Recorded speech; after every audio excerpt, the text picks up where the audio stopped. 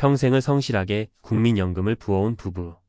남편의 갑작스러운 죽음 후 아내에게 남겨진 것은 슬픔만이 아니었습니다. 평생 내가 낸 연금을 포기하겠냐는 국가의 잔인한 질문이었습니다. 잠시 후 30년간 맞벌이를 하며 월 200만 원의 안정된 노후를 꿈꿨던 한 아내가 남편의 사망 이후 어떻게 월 100만 원 남짓한 소득으로 벼랑 끝에 서게 되었는지, 그리고 이 비극을 만든 제도의 진짜 정체는 무엇인지 낱낱이 파헤쳐 보겠습니다. 30년간 낡은 재봉틀을 돌리며 쉼없이 일해온 김영숙 씨. 시장에서 작은 가게를 운영하는 남편과 함께 악착같이 돈을 모으고 꼬박꼬박 국민연금을 부었습니다. 부부가 받을 노령연금을 계산해 보니 남편이 월 120만 원, 본인이 월 80만 원, 합쳐서 월 200만 원이었습니다. 큰 돈은 아니었지만 두 사람이 소박하게 살아가기엔 충분하다고 믿었습니다. 손주들 용돈이나 쥐어주며 오순도순 살아갈 날만을 손꼽아 기다렸습니다. 하지만 그 소박한 꿈은 남편의 갑작스러운 사고로 산산조각 났습니다.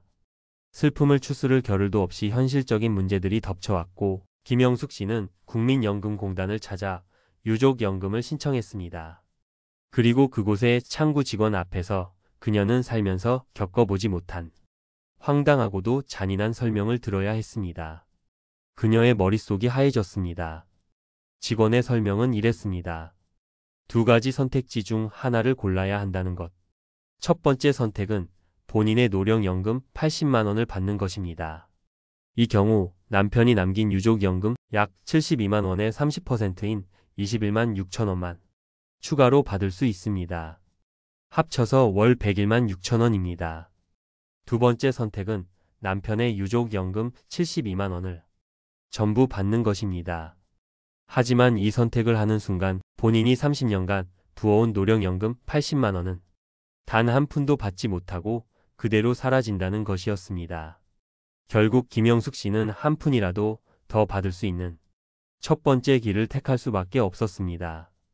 하지만 부부가 함께 그리던 월 200만 원의 노후는 신기루처럼 사라졌고, 이제는 혼자서 월 100만 원으로 병원비와 생활비를 감당해야 하는 막막한 현실만이 남았습니다. 그녀는 떨리는 목소리로 되뇌었습니다. 내가 30년간 낸 내 돈입니다. 그런데 남편이 죽었다는 이유만으로 내 연금을 제대로 못 준다는 게 이게 대체 어느 나라 법입니까? 김영숙 씨가 겪은 이 일은 그녀만의 특별한 불운이 아닙니다. 지금 이 순간에도 수많은 사람들이 겪고 있는 대한민국 국민연금 제도의 불합리한 민낯입니다. 이 문제의 핵심에는 중복급여 조정이라는 이름부터 생소한 제도가 자리 잡고 있습니다. 한 사람에게 혜택이 과도하게 집중되는 것을 막는다는 명분으로 만들어졌지만, 한 언론사의 보도에 따르면 그 결과는 보험료를 성실하게 납부한 가입자의 정당한 권리를 침해하는 것으로 나타나고 있습니다. 더욱 우리를 분노하게 만드는 것은 다른 연금과의 명백한 차별입니다. 관련 자료에 따르면 공무원 연금의 경우 배우자가 사망하고 본인의 연금을 선택하더라도 유족연금의 50%를 추가로 지급합니다.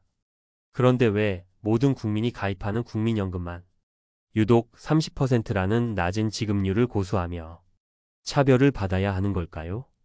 이 불합리한 제도로 인해 우리가 매달 입고 있는 손실액은 결코 적지 않습니다.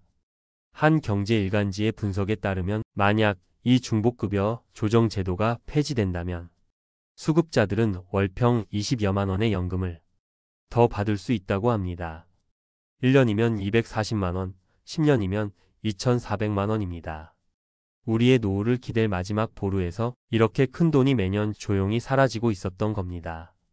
더 답답한 사실은 정부가 이 문제를 이미 오래전부터 알고 있었다는 점입니다.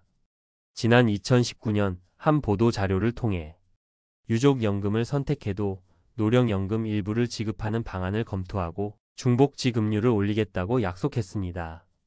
하지만 그 약속은 5년이 넘도록 지켜지지 않았고, 그 사이 수많은 사람들이 김영숙 씨와 같은 눈물을 흘려야만 했습니다.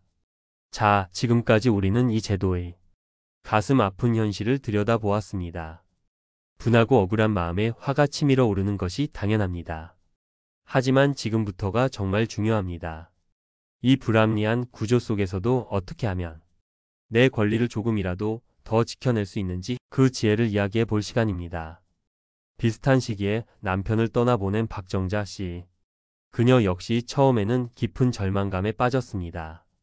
하지만 주저앉아 슬퍼하고만 있기에는 남은 삶이 너무 막막했습니다. 그녀는 감정을 추스르고 냉철하게 상황을 분석하기 시작했습니다. 다행히 평소 연금 제도에 관심을 갖고 공부해 온 덕에 이 함정의 존재를 어렴풋이 알고 있었습니다. 박정자 씨의 경우 본인의 노령연금은 월 70만 원, 남편이 남긴 유족연금은 약 75만 원으로 금액 차이가 크지 않았습니다. 만약 유족연금을 선택하면 당장 월 5만 원을 더 받을 수 있었지만 그녀는 다른 선택을 했습니다. 자신의 노령연금을 포기하지 않는 길, 즉 본인 노령연금 70만 원에 유족연금의 30%인 22만 5천 원을 더해 총 92만 5천 원을 받는 길을 선택한 것입니다. 그녀가 자신의 연금을 지킨 이유는 명확했습니다. 당장의 몇만 원보다 수십 년간 내가 낸 나의 권리를 포기하고 싶지 않았습니다. 또한 그녀는 중요한 사실 한 가지를 더 알고 있었습니다. 노령연금은 매년 물가 상승률이 반영되어 조금씩이라도 오르지만 유족연금은 그렇지 않을 수 있다는 점까지 고려한 장기적인 판단이었습니다. 이것이 완벽한 해결책은 아닐지라도 불합리한 제도 안에서 자신의 존엄과 권리를 최대한 지켜낸 현명한 선택이었습니다.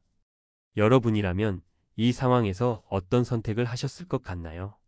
그렇다면 우리는 이 예측 불가능한 비극과 불합리한 제도 앞에서 무엇을 준비해야 할까요? 오늘 당장 실천할 수 있는 현실적인 행동 지침 4가지를 말씀드리겠습니다. 첫째, 무엇보다 나의 연금액을 정확히 알아야 합니다. 지금 바로 국민연금공단이 내 곁에 국민연금 앱이나 홈페이지에 접속해서 남편과 아내 각자의 예상 노령연금액이 얼마인지 눈으로 확인하십시오. 그리고 만약의 경우 받게 될 유족연금액이 어느 정도일지 미리 계산해 보셔야 합니다. 막연한 기대가 아닌 정확한 숫자가 내 노후의 첫 번째 지도입니다. 둘째, 2가지 선택지를 반드시 종이에 써놓고 시뮬레이션해야 합니다. 앞선 사례들처럼 첫째, 내 노령연금 더하기 유족연금의 30%와 둘째, 유족연금 100% 중 어떤 것이 나에게 장기적으로 유리할지 냉정하게 숫자로 비교하는 과정이 필수적입니다. 감정에 휩쓸려 성급하게 판단해서는 절대 안 됩니다. 셋째, 국민연금에만 의존하는 위험에서 벗어나야 합니다. 이번 사례는 공적연금 하나만으로는 완전한 노후 대비가 어렵다는 것을 처절하게 보여줍니다. 전문가들은 한 목소리로 세액 공제 혜택이 있는 개인연금 저축이나 IRP 즉 개인형 퇴직연금을 통해 별도의 현금 파이프라인을 만들어 두라고 조언합니다. 이 사적연금은 유족연금 수령 여부와는 아무런 관계없이 온전히 나의 노후를 지켜줄 든든한 버팀목이 되어줄 것입니다. 넷째, 제도의 주인으로서 우리의 목소리를 내야 합니다.